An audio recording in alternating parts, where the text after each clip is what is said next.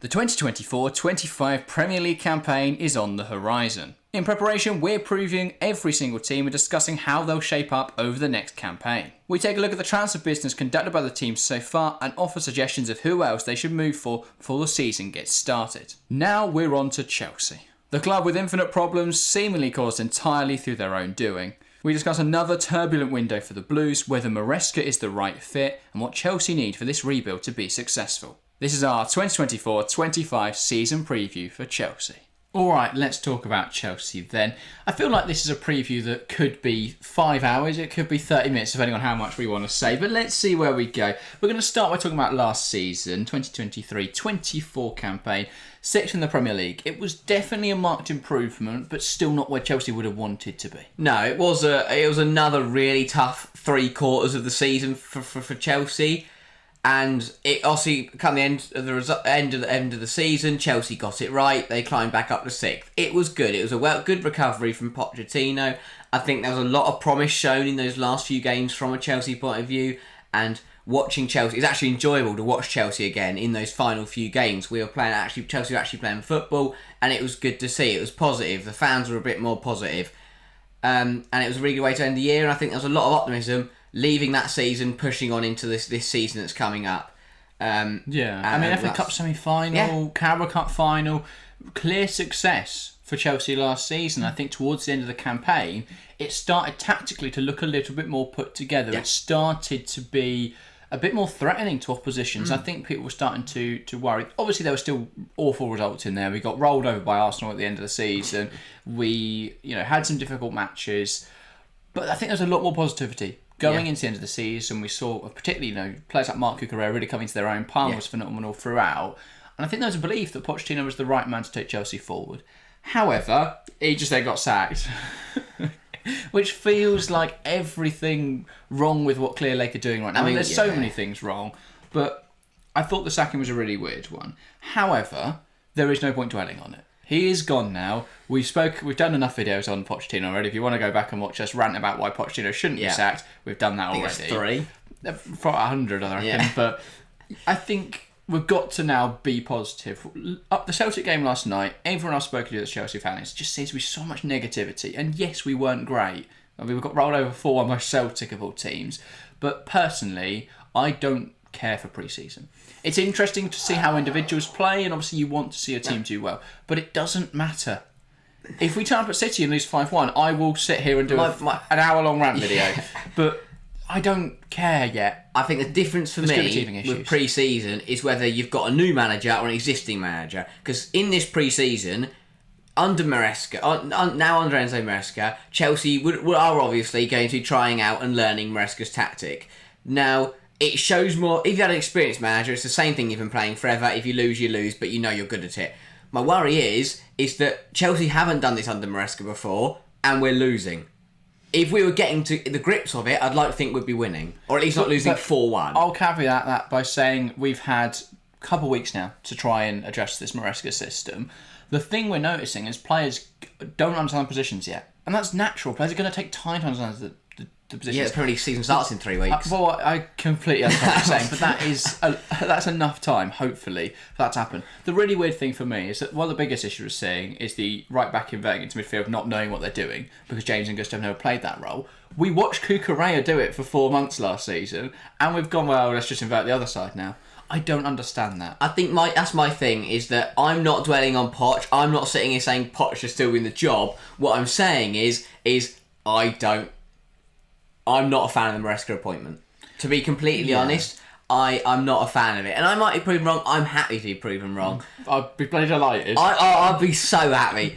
But my worry is City away on the first day? Or is it at home? I can't remember whether it's home or away, but it is Man City. City on the first day, that is a massive statement.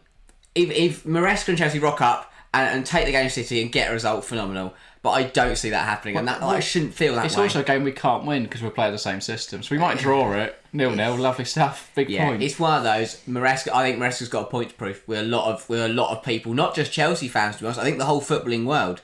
Because at one point in the season, it was like Leicester storming the Championship. Maresca's brilliant lead, and then they fumbled. They threw that all away, and they only won by like a handful of points. So I think there are a lot of question marks around Maresca, and rightfully so. But yeah, we've got to be positive as Chelsea fans. Got to be positive. No point being negative now. We can do that in November when it all goes to shit. Yeah. But we'll see what happens. Let's talk transfers, and there is a lot to talk about. We'll start with the outgoings because, to be honest, there's only one, maybe two on here that I think are bad or not great. Yeah. So yeah, let's talk about the others. Thiago Silva leaving on a free to Fluminense in Brazil. I don't think this is... legend of the club. And that feels... It feels weird because he was only there 3 seasons. Yeah. 4 seasons. But he did so much in that time to cement himself at the club. Champions League winner. You know, I love Thiago, and it'd be great to see him back as a coach one 100%. day. But yeah, fantastic career. I think it's the right time for him to move on, though. Yeah. Hakim Ziyech on a free. Very different sentiment. Gutted. Off to Galatasaray. I wish him the best. Yeah. I'm sure he's going to do well in Turkey. He had his moments. And He definitely has moments. that Tottenham game where he scored from miles out. Brilliant goal. Yeah, exactly. Shame that was the only thing he did all year. Exactly. He's just way too one-footed to play in the Premier League. It was never going to work out. He didn't even play under Poch, but good to see him. Yeah. Good to see back of well. him, but yeah, Hope as as well. you say. Hope he does well.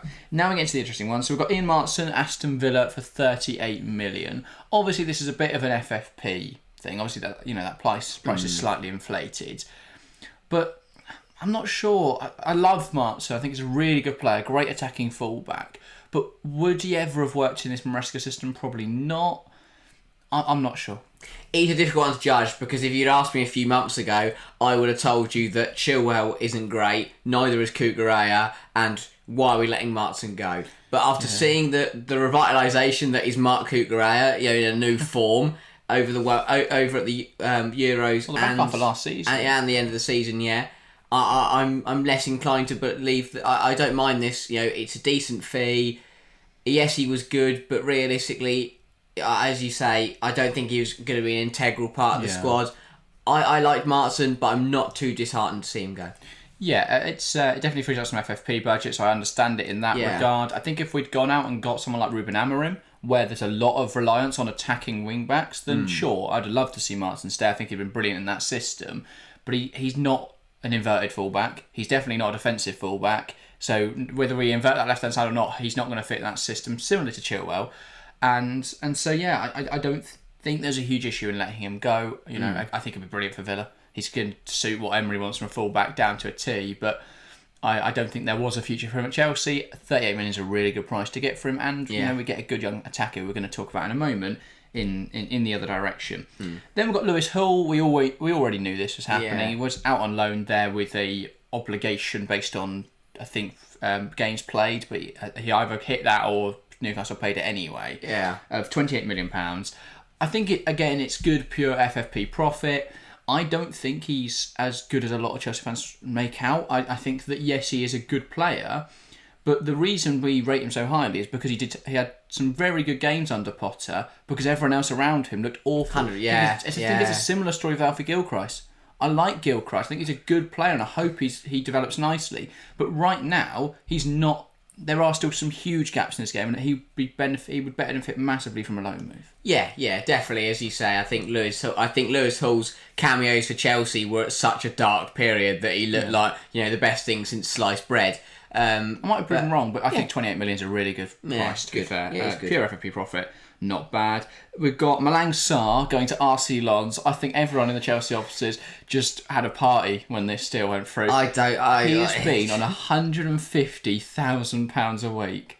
150. Oh, it might be even more than that. He's loving life. Ridiculous. He's been on more than Palmer this season. He's one of the highest earners at the club, and he's not played a game. He's never looked good. It was a Jorge Mendes thing, wasn't it? Because Chelsea wanted to sign... Isn't Lukaku Mendes as well? I think it was involved in the Lukaku deal. We brought in Sarr to bring in Lukaku. Double awful. So that went terrible. But yeah, he was never great. Free transfer. Get that off the wage bill. Lovely stuff. Amari Hutchinson to Ipswich Town. This one I'm slightly more reserved about because I think there was a lot of ability there. But... was he ever going to work in the Chelsea? Was he ever going to be good enough to play for Chelsea? Yeah, I really like Amari. I rated him for all his time at the academy. I think he looked brilliant for the year. Yeah, you know what I mean. All the time at the Arsenal academy. Yeah, overall. But I think last year he looked really strong at who'd you got? Ipswich. We were literally talking about them. They signed him. But yeah, he looked really, really strong. It makes sense for him. It's a good move. And as you say, will he ever be at that ability to play, every single game for Chelsea? Perhaps not. Perhaps he would have. We would never know. But yeah, I'm not too good for him. Not too bothered. It's a bit of a shame, but yeah, I think he'll do well at Ipswich. The question you have to ask is he going to develop to be able to play for Chelsea in 5 years, and is he good enough now? Is he good enough now? I don't think he's better than Madueke. And so that's the big thing. And so in which case, Amar Hutchinson leaving isn't bad. Is he going to be good enough in 5 years? Well, with Esteval Willian coming in, he's not... Like, if Esteval develops as well as we expect him to, and to me, he looks like one of the... he could be one of the best wingers in the world. Yeah, eventually. Maybe. Ooh. And now, I think looking at how he's been praised playing at Palmeiras, he looks like an incredible talent. Even his manager said, I think he's a higher potential than Endrick, which we know the quality of Endrick. Real Madrid have spent a lot of money on him. I rate Esteval highly. Yeah. We're not going to talk about him today because that's a 2025 signing, and we'll look at that in a year's time. But I think that's a really good deal. Is Hutchinson going to be that good? Probably not. So I think it's a sad one because he's a very good player, but £18 million, it's pure profit, I believe. I don't think we have to give Arsenal anything. So lovely stuff, really. Yeah. Again, it's all about the FFP at the moment for Chelsea. Let's talk through incomings, and we've again got a few of them. Tosin Adebayo on a free from Fulham. I don't hate this. I think that, yes, he has looked a little bit shaky in pre-season, but as a sort of fifth choice rotation centre-half, I don't think it's a bad signing. A free transfer of a Premier League experienced Premier League player. I don't have many issues with this. No, it's a free transfer. I don't mind it. If we paid money for him, I might have a few questions, but I have a lot of questions. I'd have so many questions. On a free, again, there's no... It makes sense, doesn't it? No issue there. He's only 28, so we're going to get a good few years out of him. I like him. Yeah, he's all right. We'll see. We'll see what happens. Yeah, and if he has a good few performances, then, he's paid off for free transfer. So 100%. That's, fairly reliable cover, and I don't have any issues with that. Amari Kellyman for 19 million. Obviously, this was an inflated fee, you would say, because of the Aston Villa swap deal type thing with FFP. I think Kellyman's rated really highly. We did a video on Aston Villa. A lot of Villa fans were saying, obviously Martin's a great signing, but Kellyman was actually really talented, and that's a bit of a shame to see him go. He plays through the middle predominantly, can also play out wide. I think he'll be a really interesting one to see what his development path is like. I don't really know what we're doing up front at the moment, because we've got like Burstow and Stutter in the academy who may be making a push through, and Jimmy J Morgan, who can all play through the middle. You've got then in the first team players like David Washington and David Fofana and Bright. There's just so many strikers, so many players. We'll get onto it in a bit with the squad. Yeah, it is so unexplainable what is happening. Many players. On to another striker, Mark Guiu from Barcelona. This one's a much better signing. £5 million, I think about €6 million from Barcelona. A player who's played for the Barcelona first team this season, who's shown incredible promise already in pre-season and at Barcelona last season. I think he was highly rated as well by La Masia. For me, this is a really good deal. A 19-year-old, and even if he doesn't play well, he's going to sell marketing campaigns. So what's the harm? Yeah, it's a cheap fee. He's a decent player. He could go on to be a very, very good footballer, as you say. He may not develop the way we expect him. Chelsea may ruin him. Wouldn't be surprised if that happened. 5 million's not. Yeah. That's a good punt. Yeah, if it happens, it's better than we haven't given him 150 grand a week and then not played him and he's been rubbish. So, We've not just signed him because Jorge Mendes told us to. Yeah, I've got high hopes for Gui. Yeah, I think he's going to be good. Let's look at the other signings. Kiernan Dewsbury Hall from Leicester City for 30 million. The problem for me with Dewsbury Hall is I don't really know if he starts. I think he only starts if Gallagher goes, and I don't want Gallagher to go. If we didn't have Enzo Maresca, Chelsea would have not signed him. Simple as that. And that is what worries me, is that, I get backing the manager. So do we not want to support the manager in that, though? Yeah, I suppose. If that's what he wants, that's what he wants. I'm going to reserve judgment, because if Maresca does well, Dewsbury Hall does well, fair enough, good for backing him. If it goes to pot, then suddenly we've got a centre midfielder we don't want. Yeah, I agree. I think, though, there was a lot of promise around Dewsbury Hall. He had a good campaign last season in the Championship. And it was good, yes. And, people go, it's the Championship. But look at players that have come from the Championship into the Premier League and have been incredible. You've got so many examples, like Adam Wharton now, who's been one of Palace's best players. Yeah. Elise and Eze, if we just want to stay on Crystal Palace, have both done the same as well. You've got Alex Scott of Bournemouth, who's come up and that's looked seamless. So I don't think that gap is as big as people make out. I think the skill is translatable, and the fact he's played under Maresca, he knows this system. For me, they're all positives. Fair enough. Yes, I have some reservations because I'm not sure he's better than Enzo, and he's going to try and compete with him. I don't think he's better than Conor Gallagher, and he's going to try and compete in that role. So I'm not sure if he plays enough to justify 30 million, but if it's someone Maresca likes, and if we do end up selling Conor Gallagher, which would be a shame, but understandable for FFP reasons, then I get where they're coming from with that signing. Let's look at the others then. Renato Vega from Basel, 12 million. A lot of people don't know anything about Renato Vega, and I'll be honest, I've not watched him play. But from his there was an article on The Athletic the other day talking about how he has elite potential, and there was also an interesting interview with him. I think he is a player who looks really good. People say, we're not signing these big superstars. When have Chelsea ever signed a big superstar and it's worked out? Our best signings are signing random Brazilian guys with afros from somewhere in the middle of Europe, and they come in and look incredible. I get that. Like, I'm not saying I want big superstars like a massive £100 million signing, because Chelsea don't need that. I just worry that after such a difficult season, Chelsea are now bringing in 17, 18, 19-year-olds, and either they're not going to play or Chelsea are going to expect them to perform.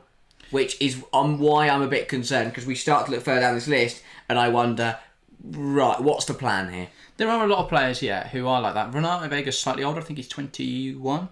Yeah. Like that, 22. He, for me, looks really good. And he's played in Basel. Yes, Swiss League isn't the highest quality, but it's still a decent quality of league. He's going to come in and play that left centre-half role. Could even play left-back if it's sitting in a situational back three. I think he'll be more than comfortable there.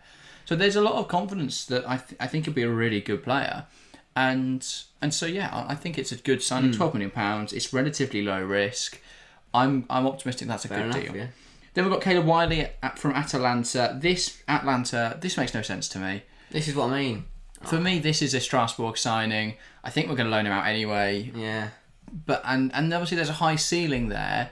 But I think a lot of people, I've seen a lot of MLS guys talk about, well, yeah, he's good, but is he Chelsea good? Probably not.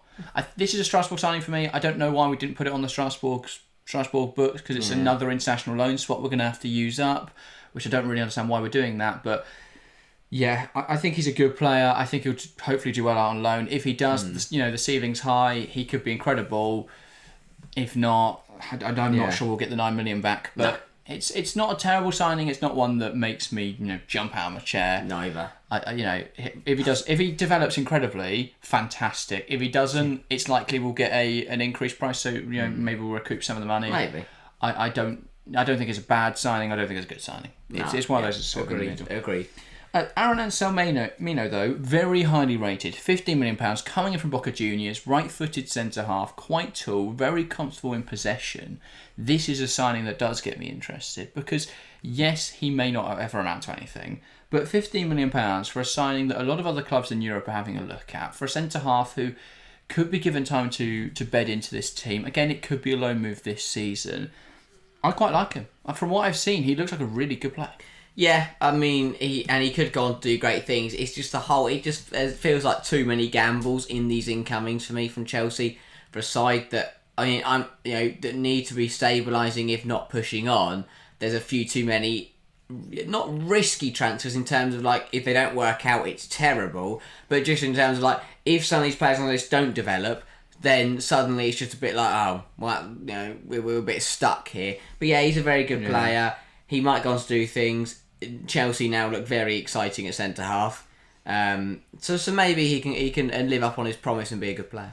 Hopefully. And then the final one, the signing. Well, obviously Anselmino and this one haven't been announced yet, but we're putting them in case they have been announced by the time we're recording. If not, they've both been here we go by Fabrizio, so we might sort of announce them.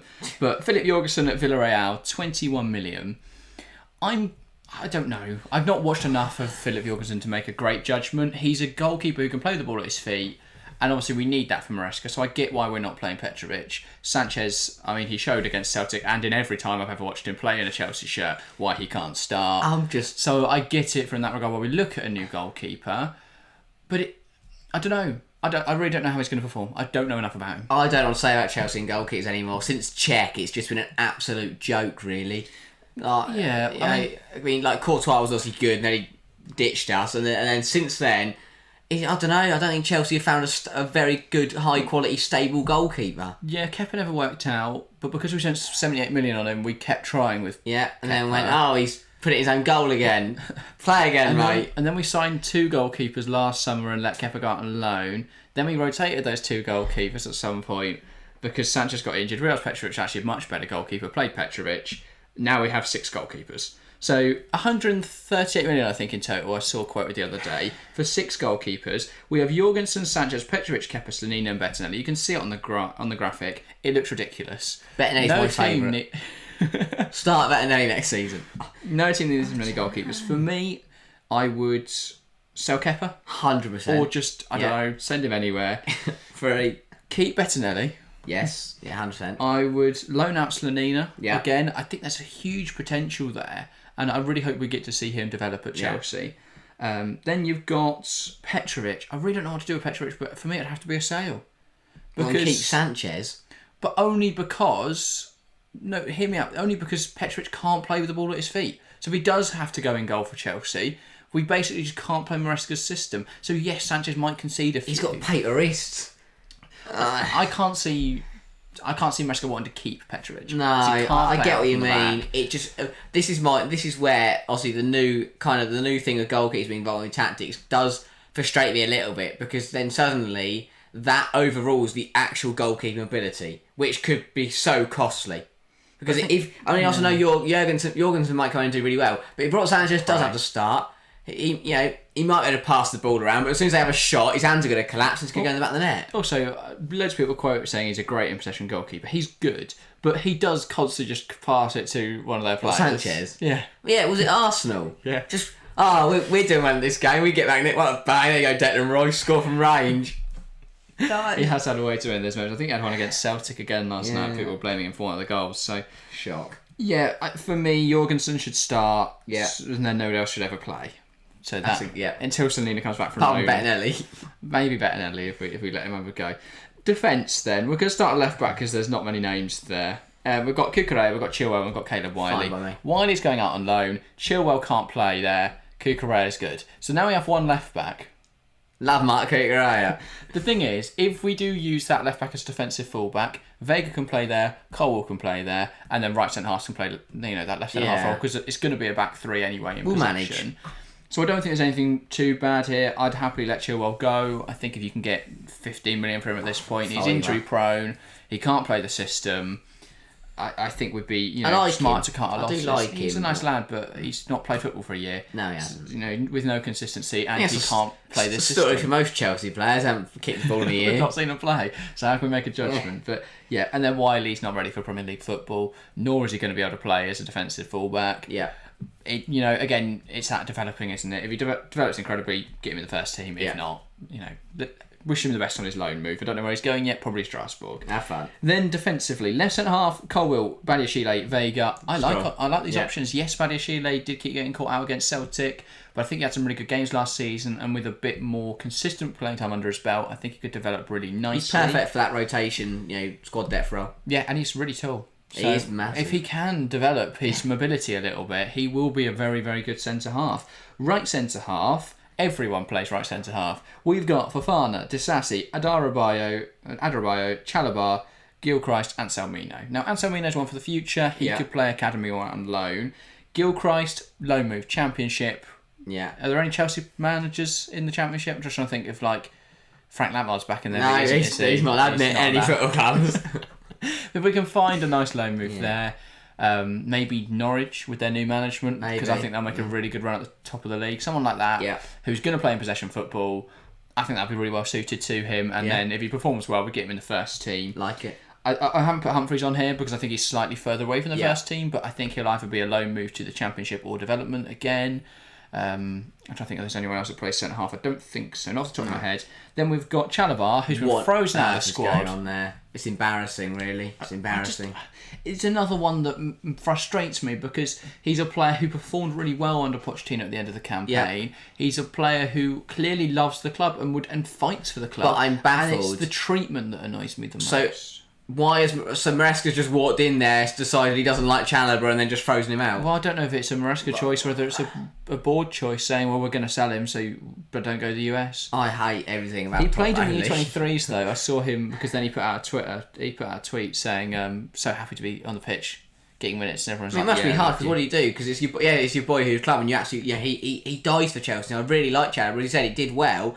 The next minute he's like, well, I'm just going to tell these guys to honestly, it just so many things keep happening. I get positive and then something happens and it just infuriates me again. The problem is Chelsea have signed a Chalobah replacement in Adebayo before Chalobah wanted to leave, or they'd sold him, which doesn't make any sense. So it feels like they acted on the fact that there was a free transfer available for Adebayo. Yeah. They've gone, well, we want to Chalobah for pure FFP profit.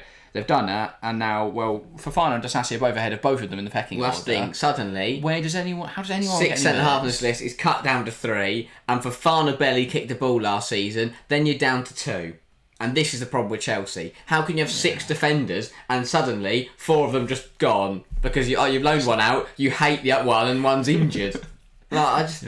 I don't get it. Very true. Right back's a little more simple. James and Gusto with Action Pong coming through. Oh, Reece James, please. Both of them have spent a lot of time out injured this season. Just stay fit. Yeah. I mean, I know that sounds it's easier said than done. But neither of them have shown any ability to play the inverted role. However, if they can learn that, I think they'll be very successful because they are both very talented players. Gusto, like deer in headlights. I don't know why we're inverting the right hand side. Kukurea has done that before. He knows what he's doing. That would have made a lot of sense. That's too smart though. And Reece James and Gusto are both really good defensive fullbacks. And it's not like they're going to be able to show their great crossing ability when they're stood in midfield next to Caicedo. So, I don't know. They could have both been good defensive fullbacks. We're trying that. If it works, it works. If it doesn't, sure. But we'll see what happens there. I think they're both fantastic players. It's a shame we're not... Again, I wanted Amorim because these two in an Amorim system, bombing down the flank, it would be well exciting. But it's a shame. Anyway, I'm going to have belief in Maresca because hopefully James and Gusto can invert well. Defensive midfielders, we've got Moise Caicedo. Well, that's every position, apart from the wingers apparently. But Moise Caicedo, Romeo Lavia, Ugo Chukwu and Andres Santos. Like it. I like all these players. Like the one area of the pitch I'm actually happy with. I think Santos might be heading out on loan again, which I'd rather see him stay. I'd rather see us loan out Ugo Chukwu. Santos was really good last season at Strasbourg. I get why they want him again at Strasbourg because he's really good. But I'd rather loan Ugo Chukwu, keep Santos and give Santos minutes. He's looked decent in pre-season as well. But if he does go on loan, cool. And, Ugo Chukwu will be third choice. If Lavia can stay fit, I'm really excited to see something from him. Lavia's going to feel like a new signing. He is. He's not played for us, ever. It's ridiculous. Fofana, Lavia, even Reece James, they're going to feel like having new additions. He played 30 minutes last season, I think. So, it's going to be hopefully a real, good rotation from Caicedo. Caicedo's a starter. He had a really good season. People would, slating him. He got better as the season went on. He can't do anything right, basically, because he's £100 million. So he's never going to repay that. For me, he looks solid. There were some games, he made mistakes. The West Ham game, he gave away a penalty, didn't he? Crystal Palace away, he was terrible. Yeah, so he's had difficult games, but on the whole, he was really strong, and I don't think there's any issue there. On average, over the campaign, he had a decent season. The problem was he had too many high-profile moments where he just was not good enough. The other issue as well is that we kept putting him in a midfield situation where he would be left alone and he'd have to cover basically all this space because Enzo's gone off somewhere and Gallagher is pressing. Exactly. You noticed when you took him out and put Gallagher and Enzo into a pivot, it just fell apart. Yeah, because he's that defensive linchpin, and yes, he can do that, but a little bit more support in there, which should come from this tactic, I think would be really nice for him. Then you've got that central midfielder, that sort of roaming playmaker type role that will push forward and then drop in. Yeah, a bit of a box to box type role. You've got Enzo Fernandez, Conor Gallagher, Dewsbury Hall, and Cassidy. I think Cassidy's gone. Sorry, lad. He was, he looked like a good talent. Why have we treated him so poorly? We brought him in on a free. He looked like he's going to have a pass to the Chelsea first team. Then we've just signed loads of central midfielders since. So, I think it was a bit of a short-sighted signing. I think we'll get a bit of money from him. Maybe. I mean, it can't be less than nothing. No, so there's going to be a return on investment. We pay Peter to take him. That would be the most Chelsea thing I've ever heard. But again though, he's a player who literally played for Maresca last season out on loan. Yeah. And yet we've signed players to play that position. I don't get it, but I guess we'll see how he can perform. Dewsbury's just joined, he's not going anywhere. I hope he performs well. Yeah. Gallagher, do not let this man we leave. keep trying to force him out. I don't get it. Don't let him leave. Like, even if you don't want to play him in central midfield because you've got Fernandes and Dewsbury Hall, play him attacking midfield because Palmer can play out on the wing and Kunku can play out front. Keep him. Just I don't care where he plays. Yeah. Gallagher will die for the shirt. Yeah. He gives his all in every game. Yes, in possession he's not incredible. But he can score goals and he is the best presser in the Premier League. Yeah. That people might think I'm talking absolute shite, but he is the best pressing player. You tell that man to run, he will run. Exactly, because his high intensity sprints are incredible. His stamina and work rate is incredible. That man could press. I mean, the only player who's made Rodri look uncomfortable in any game of football in the last year for me was Conor Gallagher. Probably he was scared of him. Well, exactly. But that's what you need in there. He's a really good pressing attacking midfielder. If he can continue to add goals in his game, which he has shown he can do. He was great at Crystal Palace scoring goals. He scored a couple good ones for Chelsea. I think he's a really good player. Yeah, and then if Enzo Fernandez can not do any racist chants between now and the end of the season, we might be all right. We've not really commented on that debacle because there's not much to say. No. What he did was completely stupid. If the players in the squad forgive him, then I don't see any reason why he can't stay. I don't think there should be a huge issue there, but I guess we'll see what happens. I think it'll be just about...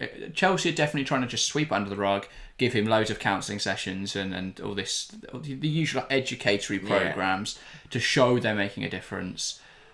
Ultimately, what he did was wrong, of course.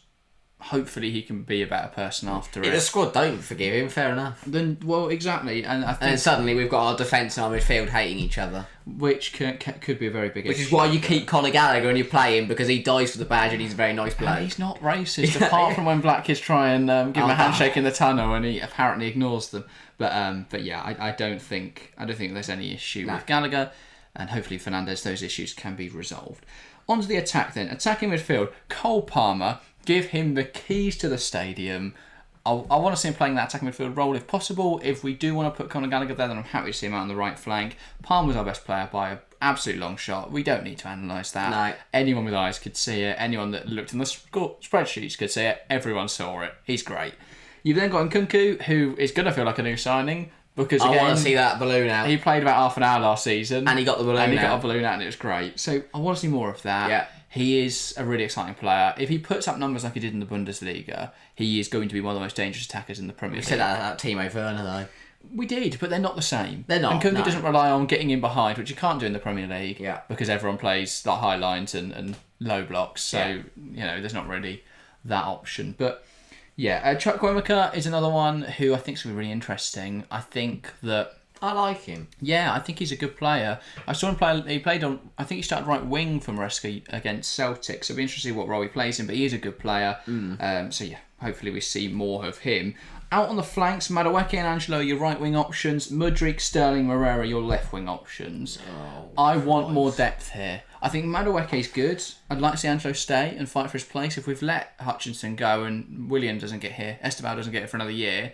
Let's give Angelo a chance, especially in pre-season. On the left wing, Mudryk bald now, or skinhead now. I really like Mudryk and I want it to go well, but I don't think Chelsea can gamble on the fact that he is going to suddenly turn up, because Sterling...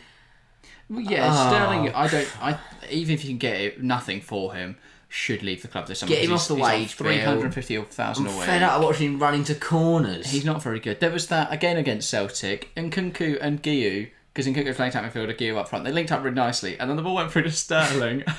Everyone just switched the TV off. They knew what was going to happen. Corner flag. Yeah, it didn't go well. But yeah, I think Sterling should leave. Moreira, I don't know enough about him, to be honest. He was out on loan. Which worries me, because then suddenly our left-hand side's got nothing. I love that his name is like Diegsi or whatever it is. That's cool. So hopefully we see more of that. Well, he can be called whatever. He can be called Bob for all I care, or as long as he does well. I hope we do sign someone called Bob, but we'll get to that in a moment.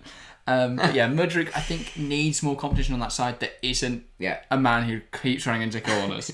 So we'll talk about wingers in a moment, because that's, I think, where Chelsea need to improve, and probably the only place that don't have 5 options. Let's get into the strikers, because we've only listed 7 of them. We could have listed more, because I've not included Stutter or Bairstow or Jimmy J. Morgan, because I don't think any of them are close enough to the first team. Or even Leo Castledine, who's more of an attack midfielder but could play up front. Yeah. So none of them are included. Sorry, guys, you're going out on loans or staying in the academy squad. we'll go from the bottom to the top, so we can just slide through. David Dacho Fofana is, I think, a very good player. I don't think he's going to be given the time or the opportunity at Chelsea, though. I think he's got the potential to be that sort of De Bruyne Salah, where we feel we've made a huge mistake in a few years' time. Yeah. Because I think he's going to get a move this summer. I want him to go to Stuttgart. I think it'd be a really nice replacement for Serhou Guirassy. Yeah. And that rotation with Undav would suit what Sebastian Hoeneß wants from his strikers if they do sign Undav.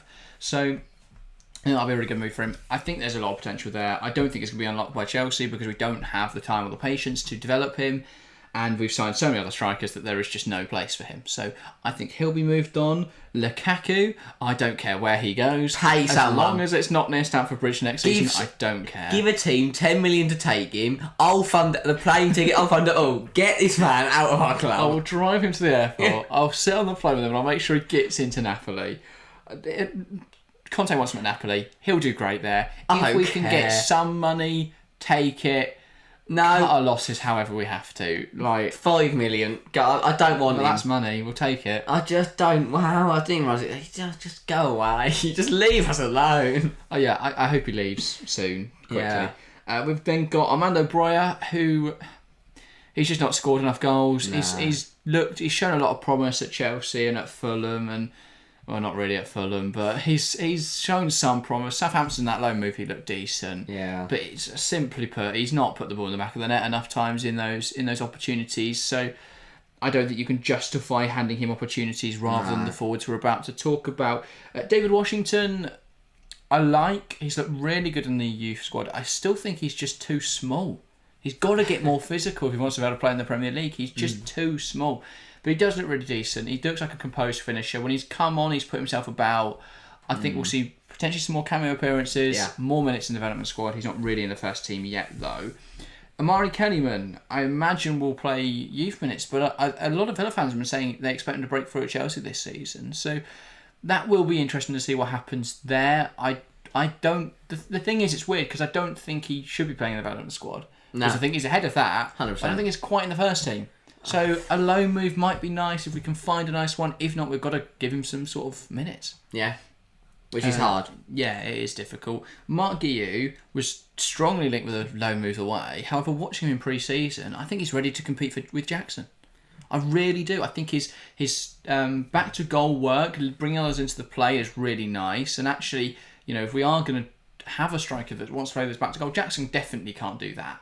So don't maybe even put try. Maybe put Jackson on the left wing because we've shown that can work. Yeah. And then Guiu and Kunku through the middle if we want him to play with the other players. So Guiu for me is really good. His ability to be involved in possession, to get into really good places. I think his timing, his movement's really nice.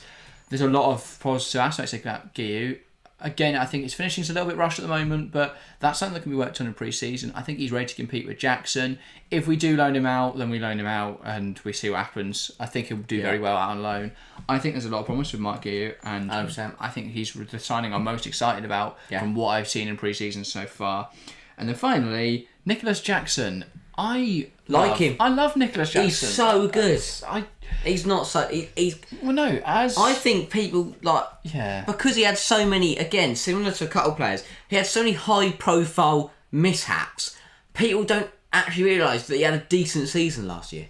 That's the thing. I think social media has just ruined people's perception of players because there's so many clips of him falling over the ball and sticking it in the stand. That was like going through on goal. That chance at Crystal Palace, I remember, where he was in on goal and it went so wide, so unfathomably wide.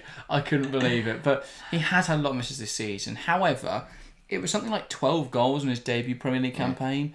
I don't think it's the worst return, and his timing, his movement is some of the best in the Premier League. If he can just, similarly to Timo Werner, if he can just remain level-headed when there's just him and the goalkeeper, he'd be like 20 plus goals a season. Yeah. So I don't think I have any issues with him starting again for Chelsea. No. I know there'll be a lot of fans who go, "Oh, he's awful, he's terrible. We need to give Osimhen a car and a house and bring him in instantly." But I don't think that's needed. Jackson needs. I think he's got to put the fans out of their mind. And if he opens the season with a couple, say if he takes 3 goals from the first 5 games, then suddenly I think Peter will start to realise that he's not that bad. Yeah, I liked his blue hair as well, so hopefully we see more cool haircuts this season. I mean, I don't really care, but he started playing better with it, so I'm not complaining. He went bald, didn't he, as well? That went really well. Yeah, maybe all I put was to go bald. We should have a team of skinheads. That would represent Chelsea quite well, to be fair. Let's have a look at signings that I want Chelsea to make. It's wingers, because I don't know about Madrid yet. I want him to be given opportunities, but I want to see someone come in and be that starting option. I want Sterling to be removed somehow, and I'm not sure Moreira's there yet. And then Madueke's a really nice option, but I'm not sure whether we've got much competition. So let's talk about options, because the top one is Nico Williams, because I think he is one of the best wingers in the world right now. We saw him play at the Euros. He was absolutely phenomenal. The only issue we're going to have is that Barcelona are interested. However, Barcelona have no money. So it's an interesting situation. Apparently, his release clause around 50 million. If we sign Nico Williams for 50 million, I believe once more in Chelsea. I'm happy with 50. I think 50 is good. Yeah, I'd pay 80. He's that good. I promise I don't want Chelsea. I don't think Chelsea need to go spend a hat, full of money. Well, 50 million's good. Yeah, 50 million is fine. That's what we don't need to pay more than his release clause. That'd be mental. Well, we'd do it. We'd find a way. Well, we probably will to do the instalments thing, so we can pay it over 8 years or whatever. Yeah, I mean, I like. He's a phenomenal. What do we say? He's a phenomenal footballer. Absolutely tore it apart at the Euros for Spain. It was a massive. That's what international tournaments about. It was a massive breakthrough tournament. I think he's very good. I think he's brilliant. My worry is, if there's one thing that goes wrong, it's Chelsea signing players that, I'm not saying he's not proven, but in terms of he's never played in the Premier League before, and he looked good at Bilbao, but he didn't look that same world beater that we saw at the Euros. My worry would be is Chelsea will go splash a load of money on him, and then suddenly he will be massively below expectation. Yeah, I disagree about the Bilbao take. I get what you're saying, because obviously his numbers aren't, the highest in the league. But he was an integral part behind the Copa del Rey win this season. He was. He's been an incredible player in the Liga for a few years now. And you've got to consider that the reason he played so well in Spain is because of the players around him. And undoubtedly the quality of Chelsea is high, or should be high. Again, emphasis on should be. But I think Nico Williams is a very, very talented player. You look at his FBref profile, he ranked in the 98th percentile for assists last season, 94th percentile for successful take-ons, 93rd percentile for progressive carries. He gets you into attacking areas. Shot creating actions is high, 80th percentile. Touches in the attacking penalty area high in the 80th percentile. That's what we want from a winger. Someone who's going to make something happen. Yeah. Not run into the corner or try and take someone on and fail. No. Nico Williams is a very exciting player. Yeah. Yes, his goal numbers probably aren't as high as we'd like them, but there's players around him who he can set up and they will score. Yeah. Palmer and Kunku, maybe even Jackson, Madueke. There are players in there who will score goals. Yeah. We don't necessarily need a goal-scoring winger.